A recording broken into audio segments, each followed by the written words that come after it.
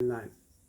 So another one is, he says, "Ad'uni astajib lakum." This is, you know, ask Ask me me, so and I will give give you. to I you. will answer you. I will Yeah. answer you. And so we need to respect Allah subhanahu wa ta'ala.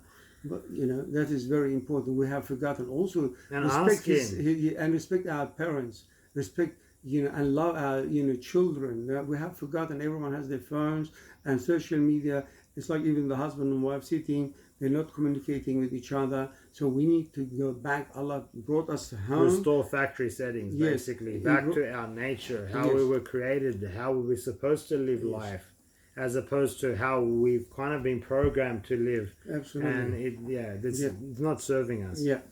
So these people died shaheed. This general calamity, which was World War, which is now COVID. COVID, yeah, same. Right? Arising out of the mistake of the majority, and very much the majority. Yes. Probably 90% of the world, it was doing the wrong thing. Materialist. Yeah, and so, no but now, respect. who can go to the casino? Who can go to the brothel? Who can go to the club? Who can go to the pub? Who can go do lots of... You can't do anything now. And that, in a way, is a purification and gives people the ability to think about it, because they didn't wake up, and they really need this wake-up call. Anyway, so this thing we're going through, I believe, is also atonement for the world. So maybe, you know... So someone, so what if people have, so a question that we have is, what if people have been dragged into this disaster due to the personal mistakes of a leader or leaders?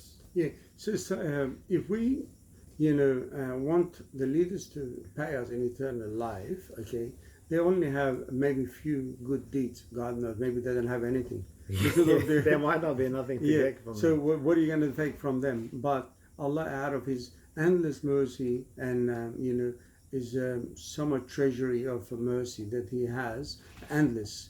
He says He will give us, you know, and reward us forever. This life, this is like a guest house. You know, you come and you go. You don't stay forever.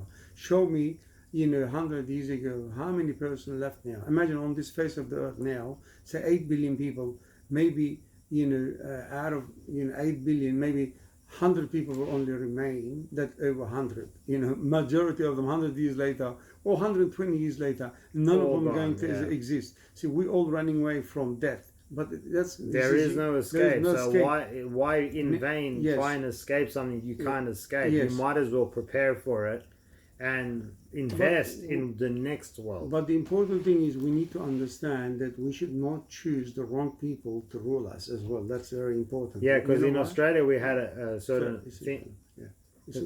Yeah, in Australia we had a certain leader. Yeah. And they were deploying soldiers everywhere and whatnot. And what happened was that during that time, what happened was it wouldn't rain for 11 and a half years. Actually, it would not rain. The clouds would come together. There would be no rain. All the things were there. It wouldn't rain. And then finally, when that person was voted out and another fairer person was voted in, it because rained. he said that he would bring the army from Iraq. And so what happened was literally, and from other countries, but literally what happened, it rained immediately as that person was voted in as the Prime Minister. And then it rained for 3 weeks non-stop, and the dams were filled and everything, and we were in drought. You might not believe this, but I'm going to prove it further. You know, if you look back, you know, in the history, people of Pompeii in Italy, you know, Allah tells us in the Quran, I think very similar stories in the Bible as well. He says those people go in an extreme, you know, in prostitution and things like that and everything else. And then Allah struck them, and He says, I made them rocks. And it's true, now you go there, you see them exactly naked, bodies, preserved. But He uses, you know, the mountain, what do you call it, the mountain...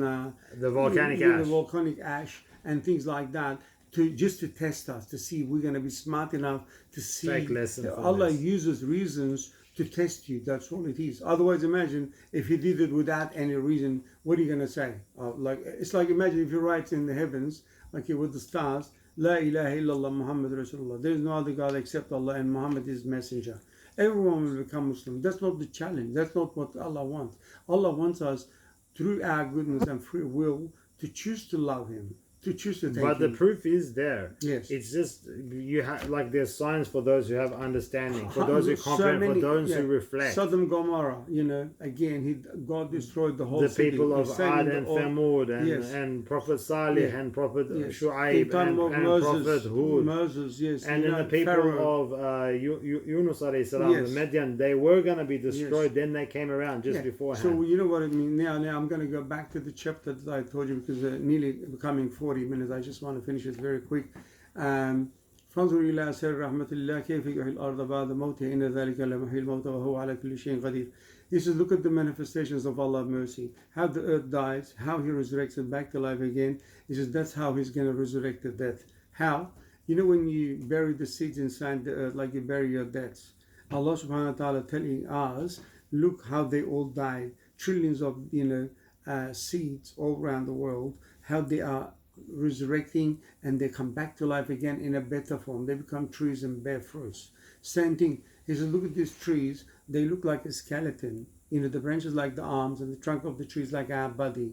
So he says, look how they die. They lose their skin like a garment. Then they lose their their fruits and flowers and the fragrance and everything. Then Allah subhanahu wa ta'ala in spring and summertime, 6 hours or 6 weeks time, He resurrects them back to life again. They become like heavenly ladies, and then He fills up their hands with beautiful fruit, and He creates beautiful wind, and He creates beautiful fragrance, and brings it. In case you don't see all the beauty and all the generosity of Allah, how He resurrected them back to life again. They were like, like bones really, and look how He resurrected them. He said, I want you to compare, use your mind's eye, reflect.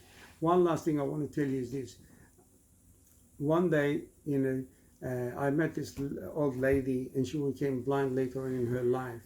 And I said to her, if it was possible for you to see again, what would you like to look at, and how much would you give? She says, I would give a lot, just to see the sunset and the sunrise once again.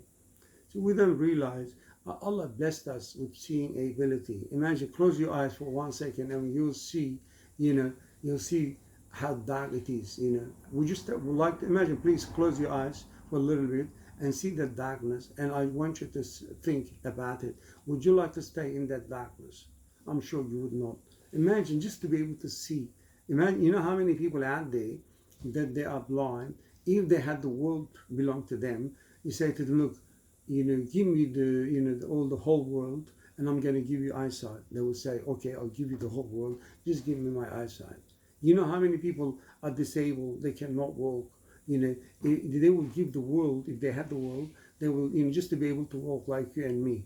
You know how many people cannot hold anything? They want to make a phone call. They want to, eat with their hands. They don't have hands. If they gave me $1 billion, I wouldn't give them this much of my finger. Imagine $1 billion. Exactly. No way. You know what I'm saying? So imagine you have a tongue, okay, to talk, to taste. Imagine if I said to you, I'll give you the world if it was mine. Would you give me your tongue? You can't talk, you can't taste anymore. No way. Not even smelling, not even hearing. So that's why we need to understand everything is given is should be accepted and cheered and be thankful for, thanking the Creator of showing gratitude for it and appreciate it and reflect. This is the great opportunity for us to reflect to this beautiful opportunity that Allah has given us, because the car was, it's like we were like a car going so fast, and it's like we don't see anything anymore, but then later on you just push the brakes and says, look at all this beauty, reflect now. And this is a great opportunity for us to do that. Jazakumullah khair. Thank you for listening, and this has been a great opportunity for us to be able to express ourselves. Hopefully it would be helpful in the future, that we want to record more videos. If you like these videos to be continued, please let us know. Jazakumullah khair. And please do not forget, سبحانك لا علم لنا إلا ما علمتنا إنك أنت العليم الحكيم. We have no knowledge other than what Allah has taught us. Indeed, He is all knowing, all wise. So if there's anything here you heard that is correct and right, it's of course from Allah. Assalamu alaikum. Jazakumullah khair.